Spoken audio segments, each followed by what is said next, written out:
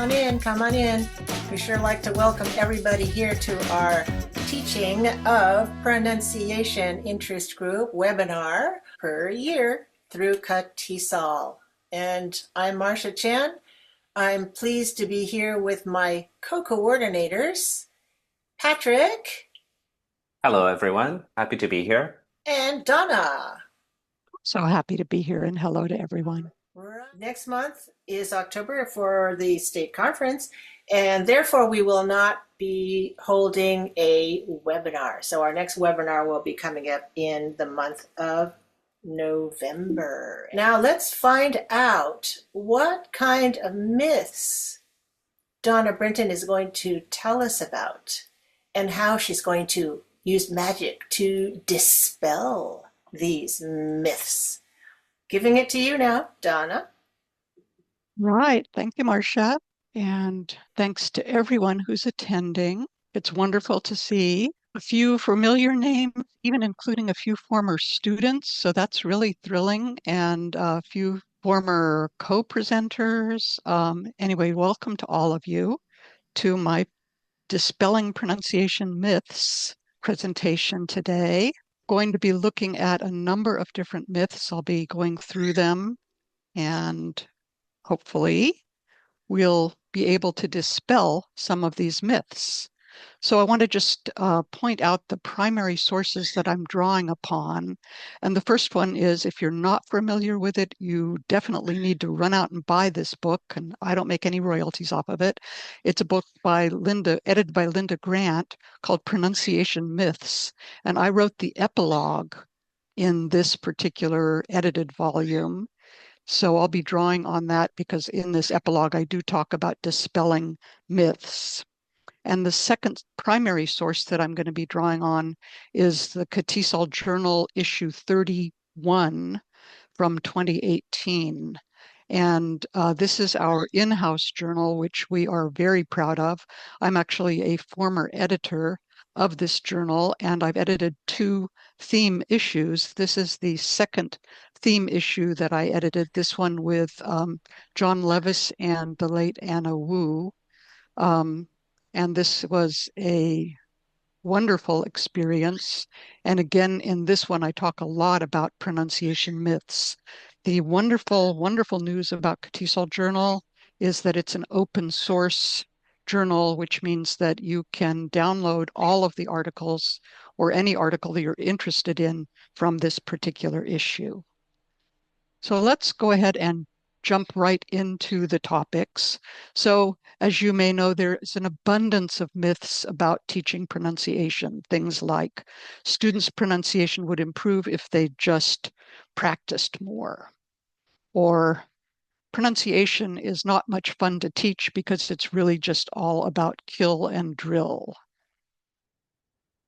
Another myth, it's more important to teach grammar and vocabulary to beginning students, so we can put off teaching pronunciation. That can come later once they've got the grammar and vocabulary down. Having students from multiple L1 backgrounds in a class makes it pretty much impossible to teach pronunciation. And here's some more. It's pretty much impossible to change fossilized pronunciation. So if we get students who've been speaking English for a long time and have a fossilized pronunciation, it's a waste of our time to be doing this. The best way to improve pronunciation is just the old-fashioned method of listen and repeat. Intonation is something that really can't be taught. That's just something that students learn over time. And to teach pronunciation, you must be a native speaker. And by the way, quite some time ago, several years ago at least, I did a webinar for TOP on this particular topic. So if you're interested in this one, go to the Padlet and go to the recorded webinars, which Marcia has very kindly edited and posted, and scroll almost all the way down. I think it's the next to the last one. But I talk about that topic much more in depth in that webinar. All right. a little bit about the need for teacher preparation to teach pronunciation, which is a skill that does require quite a bit of background.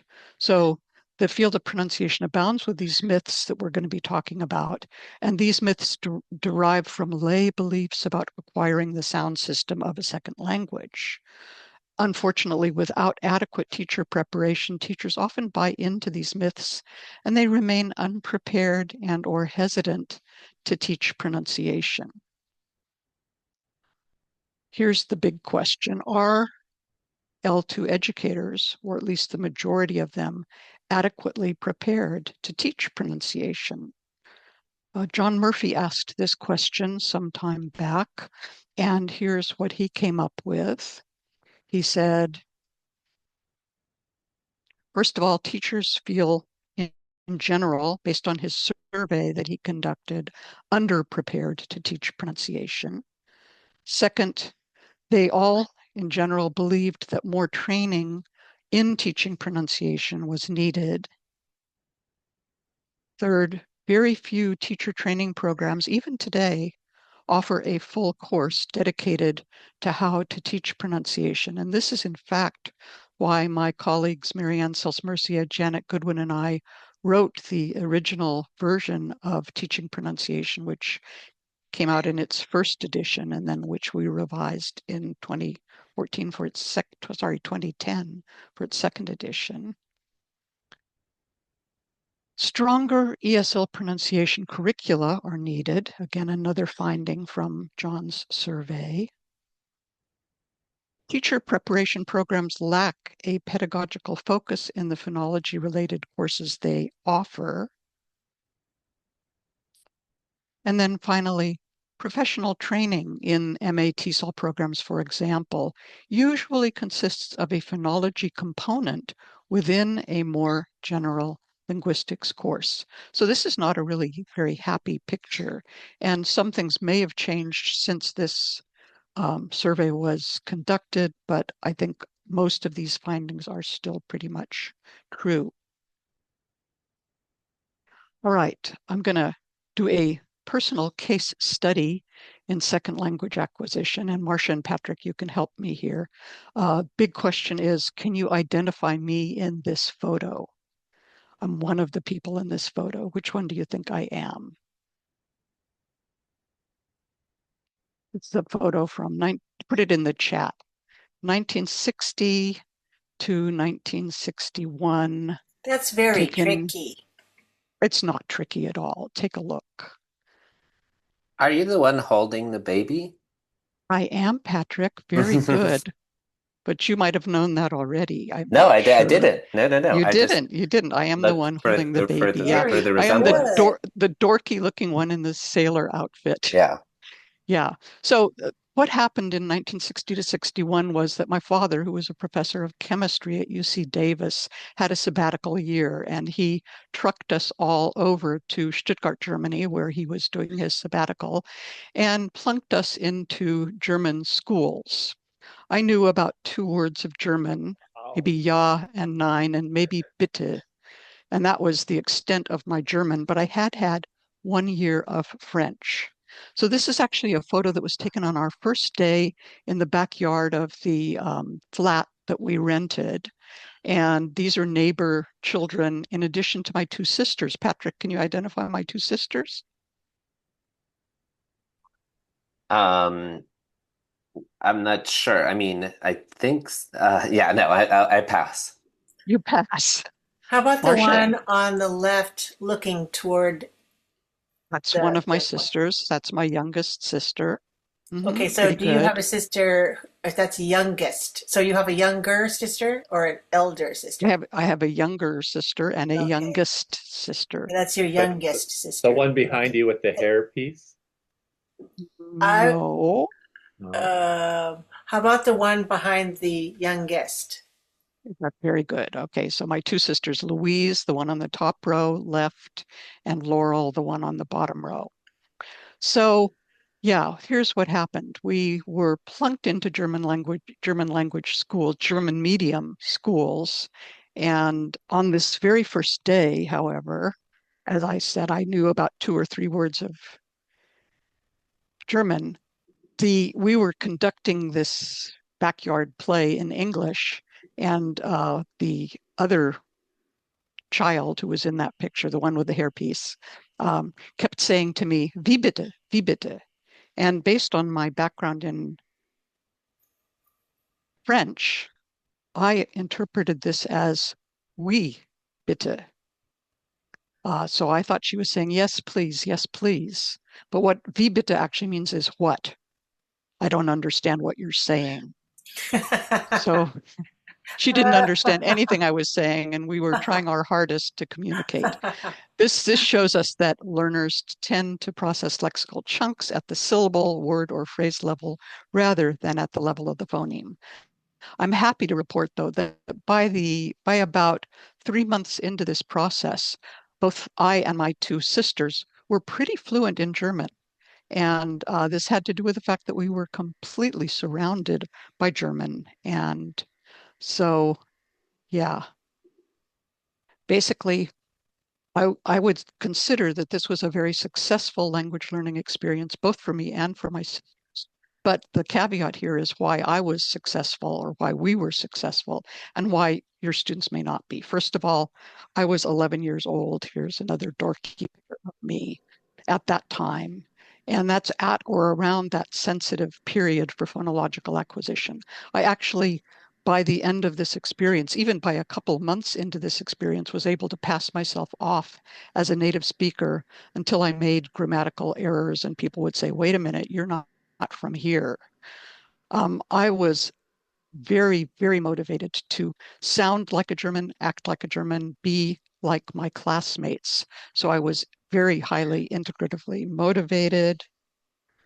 I was surrounded by native input at a very accessible level because my classmates would all alter their input to try to make themselves understood to me. Very kind and very gentle for the most part. So I was in this nurturing environment, except when they made fun of my American accent. They did like, "Rah, rah, rah." She sounds like she's chewing gum all the time. But I had a little bit of native speaker coaching and a good deal of encouragement. Also, the wonderful thing about this, I was the only American kid in my class. And so I was invited to everybody's birthday parties. It was the one time in my life that I was the most popular person in my class. All right, let's go back into the myths and let's look at some of the research findings and then at the best practices. And there's a lot out there in the literature, as you can see from the screen. Here are some of the myths that we're going to look at and that we will then be kind of deconstructing. First, the difference between accent and intelligibility, the relative importance of different aspects of pronunciation, the role of segmentals, by which I mean the vowels and consonants, achieving native-like pronunciation, learning to pronounce a second language, perception versus production, what's the difference and which one is maybe more important, or how do they interrelate, the role of feedback, the role of the first language, and many other factors that affect pronunciation, and then finally, the importance of authentic language. So today's game plan is pretty simple. I'm going to delve into the issues and maybe deconstruct them a bit, and then we'll look at best practices on each one of these issues. Let's start with accent versus intelligibility. So accent and intelligibility, in fact, are two separate but related constructs. Accent refers to the degree to which a speaker sounds foreign. So you often hear people saying he's got a slight accent or he's got a heavy accent.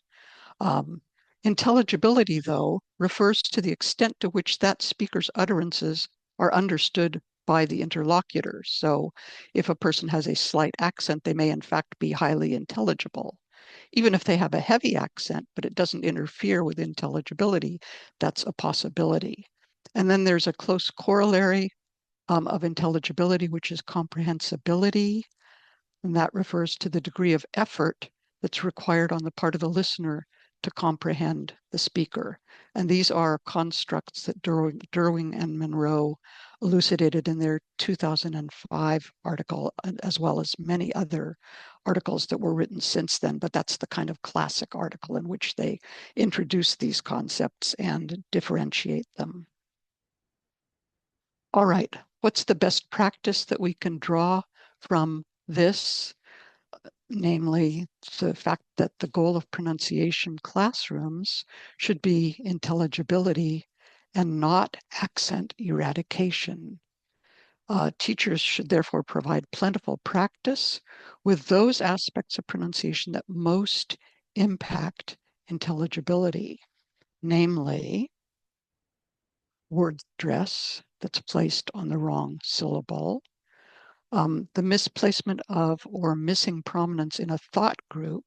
These are all from the research in intelligibility. The rate of speech being either too slow or too fast, an overabundance of or overly lengthy pauses in the stream of speech, unarticulated consonants in stressed syllables or syllable final position. So just basically dropped consonants, very often in consonant clusters. And then lack of differentiation in pitch or vowel duration. And a lot of this, again, from Levis's work in 2005. What's most important? Well, obviously not all aspects of pronunciation are equally important, but the field is somewhat divided, even among experts, on which aspects maybe deserve more importance. Obviously, the most important use of our time in the pronunciation classroom is to work on factors that contribute to increased intelligibility, and this can be achieved through awareness raising by drawing learners' attention to the differences between their own production and more intelligible forms of pronunciation. So as I mentioned already, there's really no consensus regarding what is most critical for intelligibility, but most pronunciation practitioners would argue the following. On the suprasegment, priorities include a primary focus on word stress, on prominence, in other words, new versus old information, for example, stress timing, thought groups and pausing, and pitch change on the focus word within a thought group. And on the segmental level, priorities include initial consonants, frequently confused consonant contrasts, such as p versus b, n versus ul, and versus ul, and then vowel contrasts such as e versus I. In other words, any segmental contrast that has a high functional load. And functional load here is a concept from Catford, originally back in 1987. So you may ask, what exactly do I mean by functional load? And functional load, as Catford lays it out, is the extent to which a particular phoneme helps distinguish two words, in other words, from minimal pairs, from one another. Example of a high functional load in English would be n versus ol, as it appears in initial or medial or final positions. So final, mine versus mile, medial, tiller versus tenor, and initial, night versus light. And a low functional load would be exemplified by the versus z. So initial then versus zen, medial teethed versus teased, and final breathe versus breeze. And you can find these all researched and laid out in a table in Catford's original article. But I think what's interesting here is that, when people begin to teach pronunciation, one of the very first things that they hit on is TH sounds. And what we know from Catford's work and a lot of subsequent work is that TH is really not an important contrast in English because it carries a low functional load, both the and the. So this is interesting work, and work that I think deserves attention, even though it's work that comes from the late 80s. So it may warrant teaching n versus ul, but probably not, or it's probably not the best use of our time in the pronunciation classroom to teach the versus z. And yet I think that a lot of that still continues. All right, role of segmentals. Research in general, especially lately, tends to argue against placing an undue emphasis on the teaching of segmentals, but I will come out here and be honest and say I am a segmental person. I spend a lot of my time working on the teaching of segmentals, so I'm not necessarily one that would agree with this, although I certainly think that suprasegmentals deserve a lot of attention.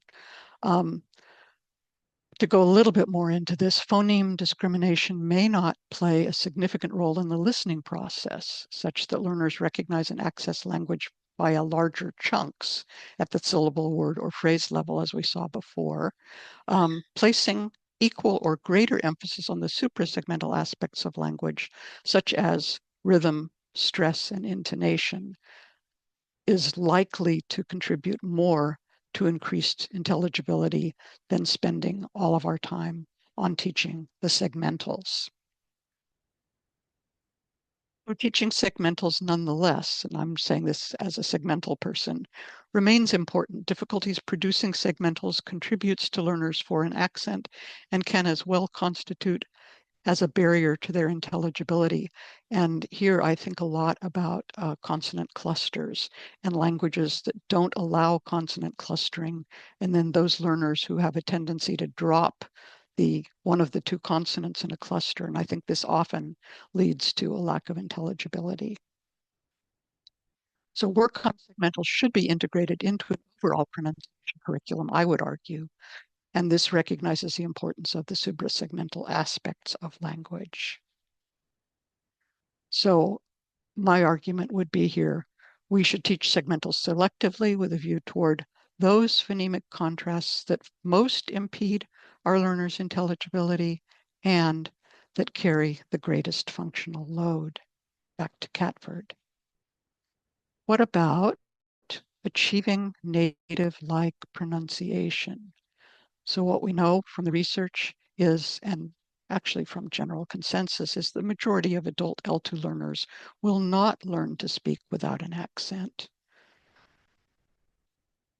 And this reinforces the need to make intelligibility rather than target-like pronunciation the goal of classroom instruction. So our goal is not to eradicate a learner's foreign accent, but rather assist learners to modify their accents in ways that don't disrespect their L1, their home culture, or their identity. The first pronunciation class that I ever taught was a class through UCLA Extension, which was called Accent Improvement for the Foreign-Born Professional. And the blurb that went along with it said, that we were going to eradicate all learners' foreign accents. I was very uncomfortable with that, and I usually spent the first day of the class telling the learners what we could and could not achieve in this classroom. And I had one charming Hungarian participant who told me, I'm not here to get rid of my accent. Actually, it works very well with the ladies. So I'm just here to learn what it is about my accent that makes me so charming. And I loved that guy. He was a lot of fun to work with. All right, best practice. Work in partnership with learners to help them identify their pronunciation goals. Assure them that having an accent is not equated with being unintelligible.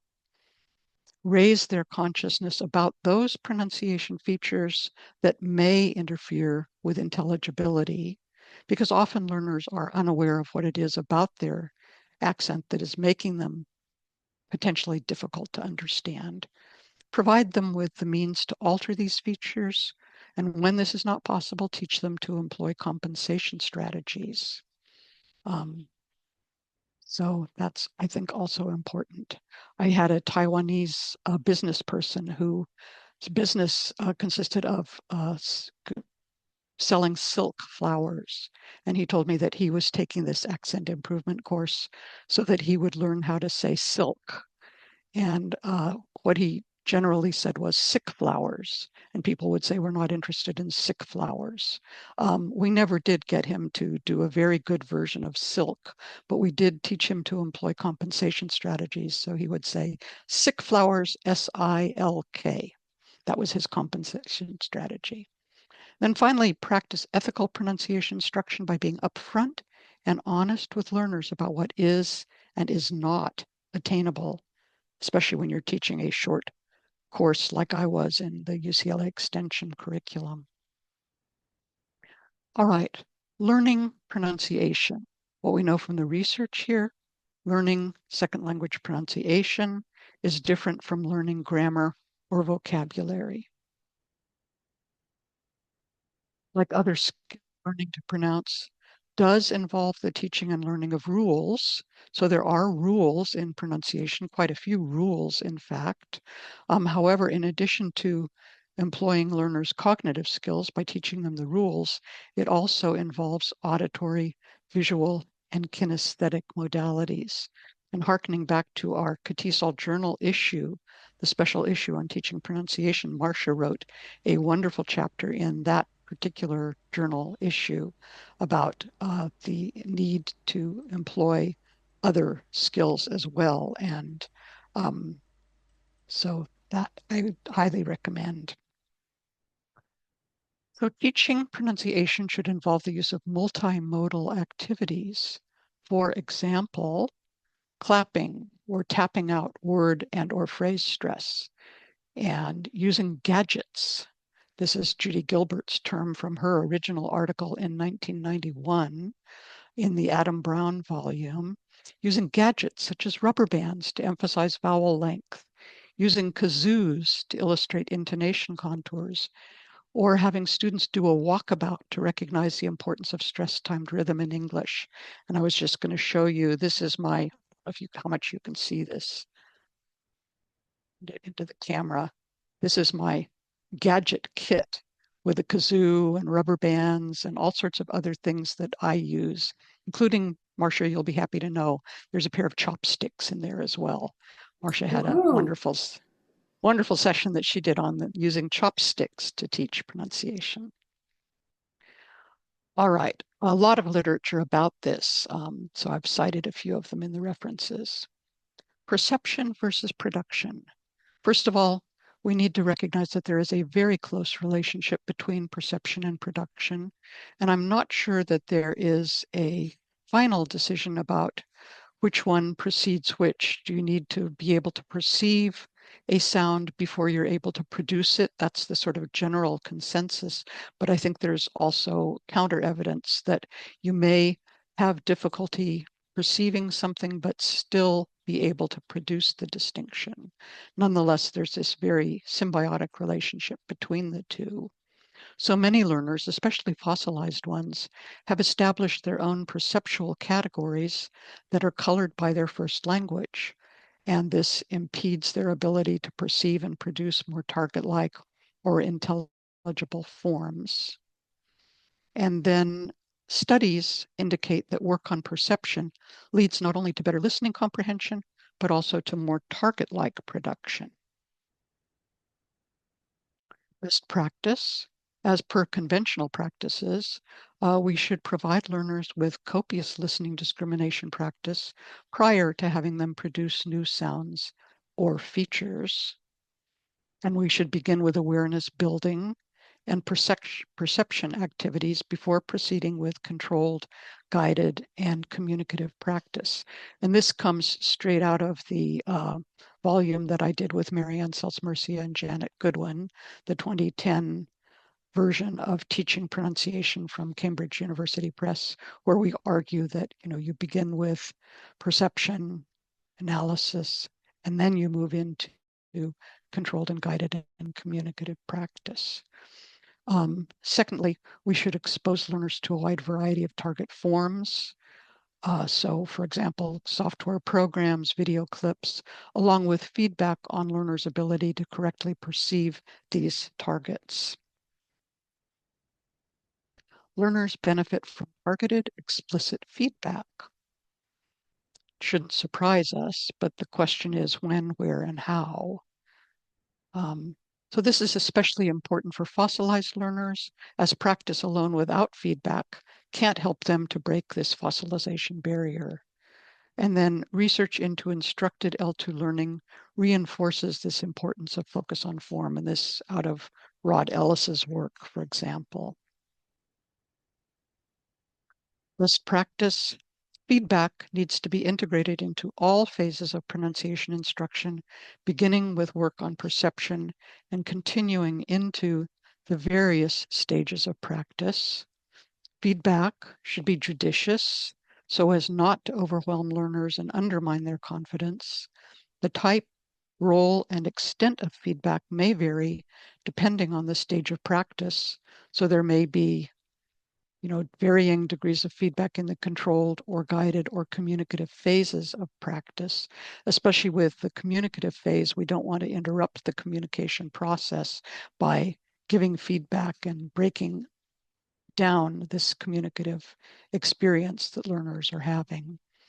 And then finally, feedback should not be restricted to the teacher alone. It should involve the learners as well. So there should be judicious amounts of peer feedback in the process. And this should be built into the lesson. What about the L1? There's no way around it. The learner's L1 strongly influences their acquisition of L2 pronunciation, which nonetheless does not mean that an L2 speaker from particular language will not be able to acquire the language. It just means that it does have a strong influence that we need to be aware of. In the past, the learner's L1 was seen as interfering with the learner's acquisition of the target language. So this was always talked about as interference. Today, we recognize that it's not really interference, but transfer from the L1, and that transfer from the L1 can be positive and it can be negative.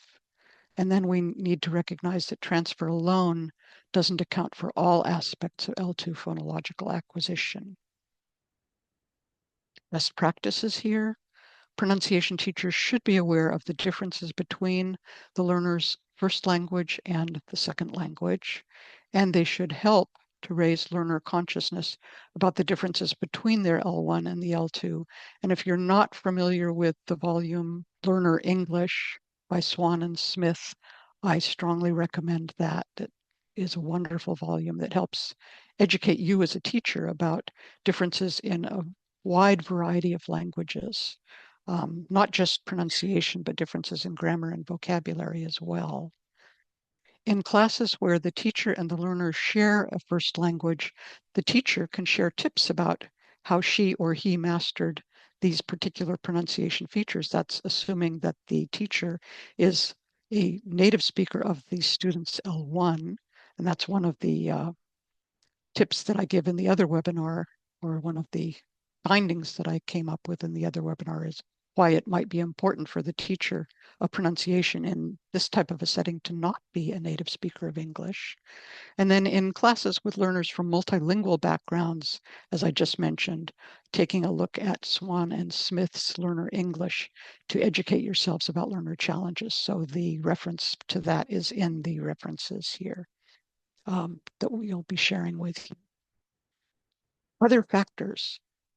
Well, there are so many factors that can color a learner's acquisition of L2 pronunciation, and we do not have control of all of these. So the success of a learner's acquisition of pronunciation is strongly colored by factors such as their L1, the age at which they're acquiring a second language, the motivation that they have, like my own motivation to sound like a native speaker of German and not let anybody know that I was an American. Target language exposure, use of the target language outside of the classroom, and many other factors as well. And then L2 learners often resist acquiring certain features of the language that they feel threaten their identity. And this is something that comes out of the research and something that we probably need to be doing more research about. best practices. We can't change these factors over which we have no control, but we can address the remainder of factors in our classroom practice. So Dernier, in his work in 2014, talks about increasing motivation by having the students create an image of their possible L2 self. And this possible L2 self is more enabled than their current self. So they have this image of themselves as a perfect speaker or an highly intelligible speaker of English. Uh, you can reinforce this possible self with journal entries, motivation surveys, and learner contracts. And then encourage L2 use, obviously, via links to authentic listening sources, interviews with native speakers, and other assignments that encourage out-of-classroom exposure to the target language. And then finally here, the role of authentic language. I would argue strongly, and I think most others would as well, that exposure to authentic language is critical to L2 pronunciation acquisition. Without this type of exposure, learners will be overwhelmed when they first encounter native speaker speech with all of its authentic features, linking, assimilation, reduction, etc. And they will also lack native speaker input as models for their own production. So we want to expose learners to a wide variety of authentic listening materials to help them focus on key features of native speaker pronunciation, such as connected speech, intonation patterns, and prominence. The good news, I think, is that today's textbooks often include listening materials that are more authentic than those of bygone eras. And I sort of cringe when I think of some of the materials that I used to use in the classroom when I first started out in my teaching career. With this existing wealth of web-based resources, we're no longer reliant solely on textbooks and the accompanying listening materials that go along with the textbooks. There's so many other things that we can expose our learners to, including TED Talks, for example. And then we can easily supplement with digital audio files, streaming video, and all of those kinds of things which provide rich sources of authentic listening and production materials. What do L2 teachers need to know to teach pronunciation?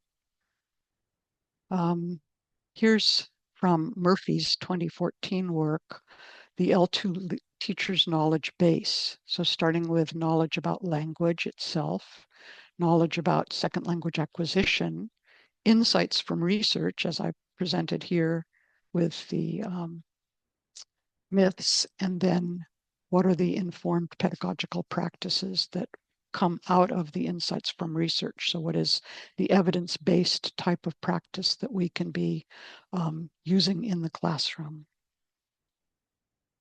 A few takeaways, and have, I think, some time for questions and answers. So lay beliefs about pronunciation, as we've seen or hopefully seen today, are largely misinformed, and we need to bust these myths. The L2 teacher's knowledge base, which draws from knowledge of the language and the language acquisition process, and this can bring us to pronunciation-related research findings. This also draws on the wisdom of classroom practice. So I don't want to say that research alone is what we learn from. We can also learn from experienced teachers, and that's been largely what I've done in my career, is to take research findings and then try to translate them into classroom practice that can help inform other teachers. And then this knowledge base serves to dispel pervasive myths that are counterproductive to informed teaching practice. So I hope that this has made some sense to you, and I would be glad to hear a few questions. Maybe Marcia and Patrick, you can help with the process. And Marcia, maybe we could post the handout in the chat so everyone has a copy of the handout. Absolutely, I can do At this that. point, yeah. So thank So, you very much, everyone. And I'm going to stop sharing so that I can see your beautiful faces and we can have some questions. I think we've got about 10 minutes. all right. So please ask your questions or give us your comments, and Donna will respond.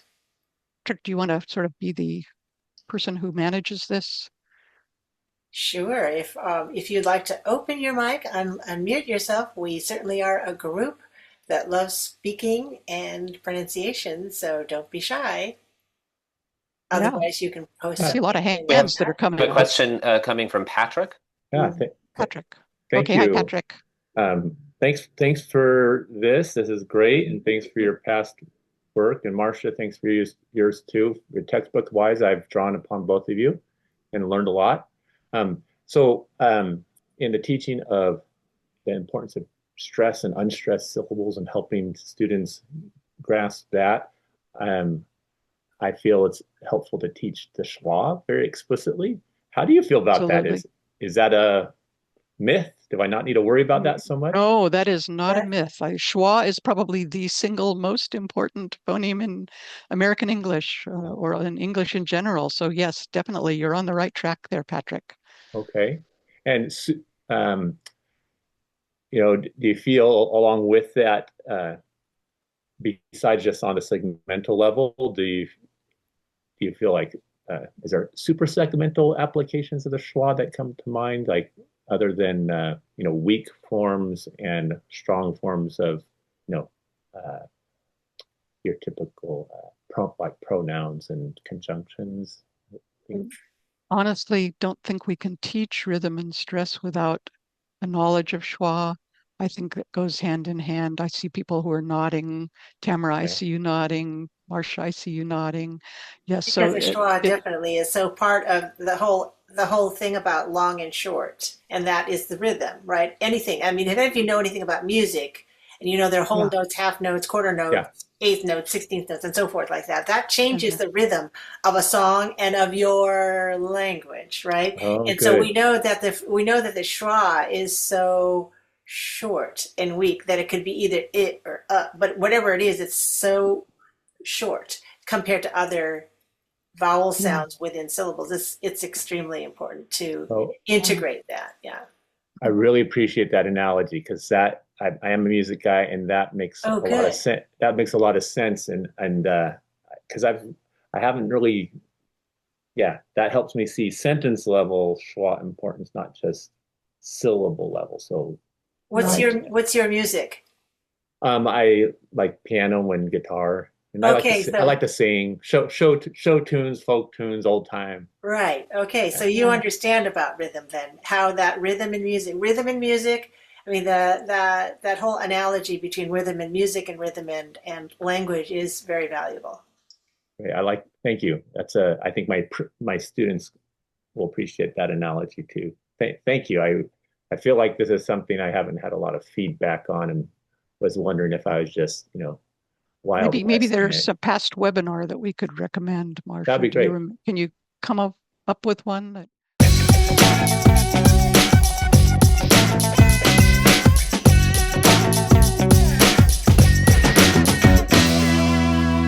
for a long time, Alina? Um, And I have two questions. I'm teaching ESL in the community college, and also originally I'm from Ukraine, and I do have the accent, and it bugged me a lot. But it was really very interesting, all the stuff that you said. And I have two questions. The first one I had, there are different apps, for example, Promova, which can teach you to get read, like to sound more like a native speaker. So do you think maybe you can advise some other apps? And do they work or not? And the second, like to sound more like a native speaker, is it a myth or not that you need to work with a speech therapist? So what do you think about this? Tough questions, Alina. Let me take the second one because I am not so app oriented, but maybe somebody in the group, maybe Patrick or Tamara or Marcia or somebody else has an idea about apps.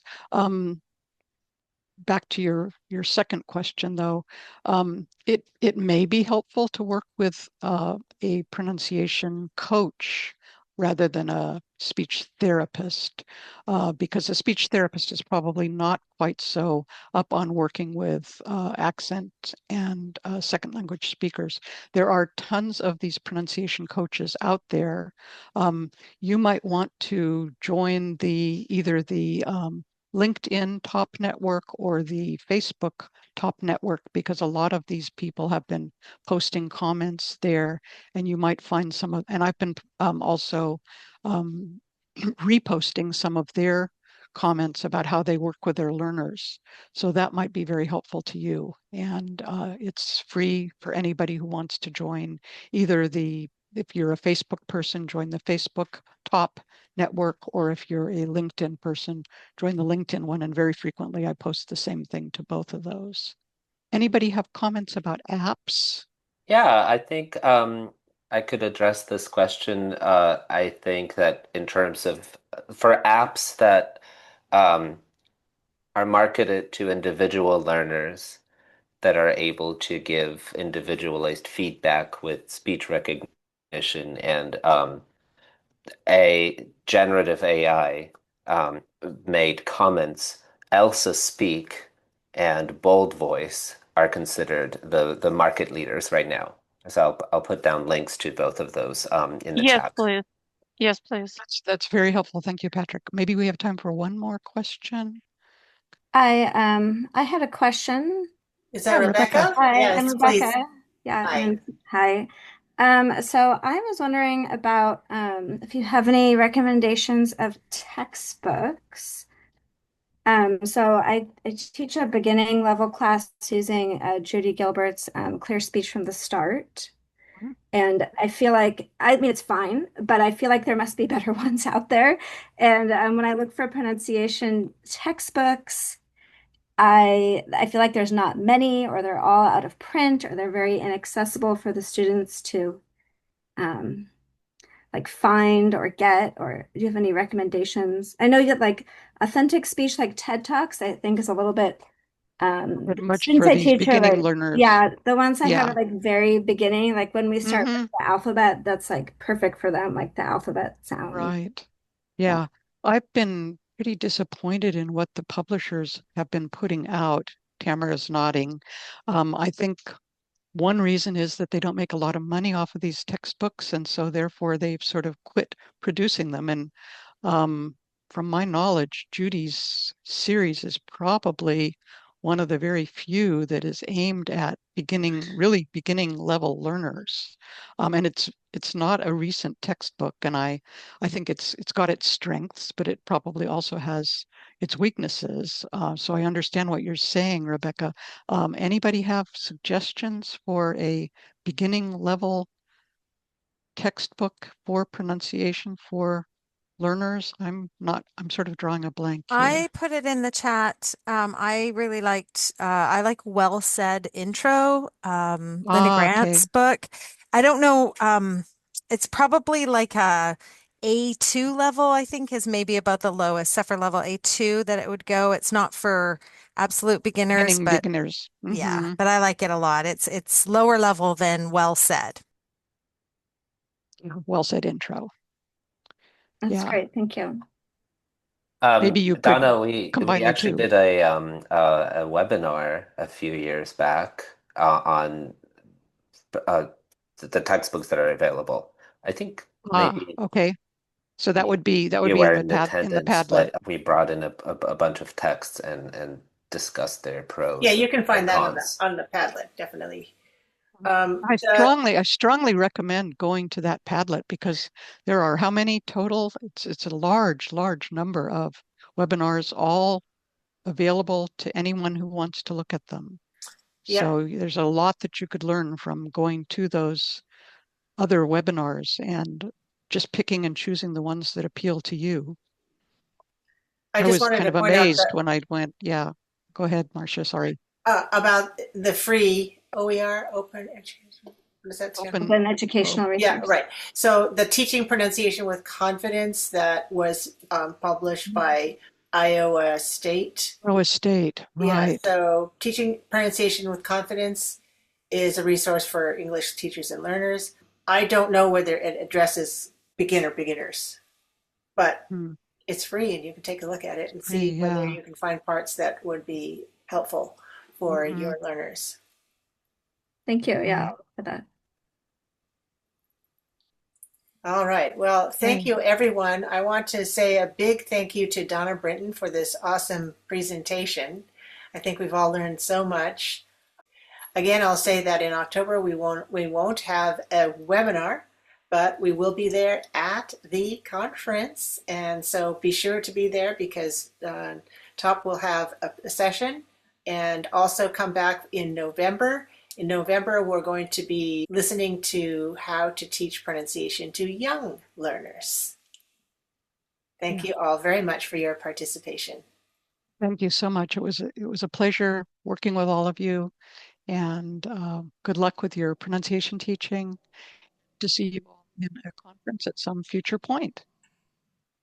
Thank you so much, Donna. And I'll be ending. Yes.